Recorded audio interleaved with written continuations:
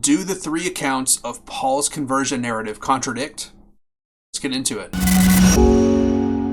The story of Paul's conversion is told in three different areas of the book of Acts. Acts chapter 9, chapter 22, and chapter 26.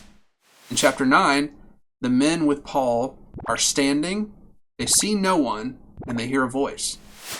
In chapter 22, it doesn't say if they're standing or fallen down, but they see a light, and they don't hear a voice. And in chapter 26, it says that they fell to the ground, but it doesn't mention what they saw and heard. So what's going on here?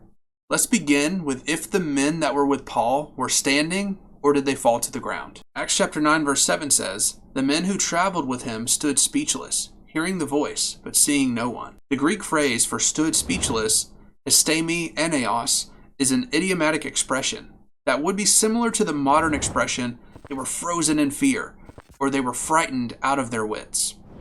So when considering if there's a contradiction between whether they stood speechless or fell to the ground, there's no reason to think there is a real contradiction here.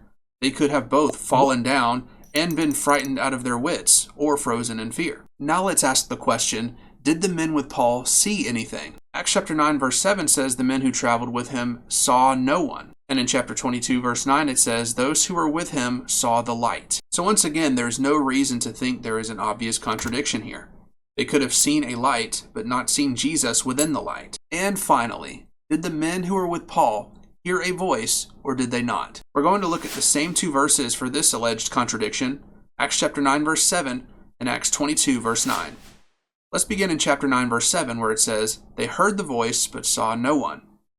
And in Acts 22 it says, "They did not hear the voice of the one who is speaking to Paul." All right, skeptics, you've got us. In one of the verses it says they heard a voice, and in the other one it says they didn't.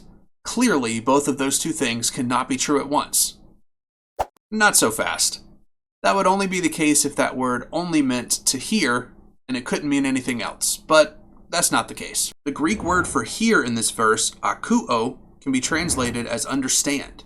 In fact, in many translations, the verse reads, "They did not understand the verse of the one who is speaking to me." Once again, there's no obvious contradiction here. In one of the verses, it says that they heard a voice, and in the other one, it says that they didn't understand what the voice was saying. Here are some additional considerations to think about.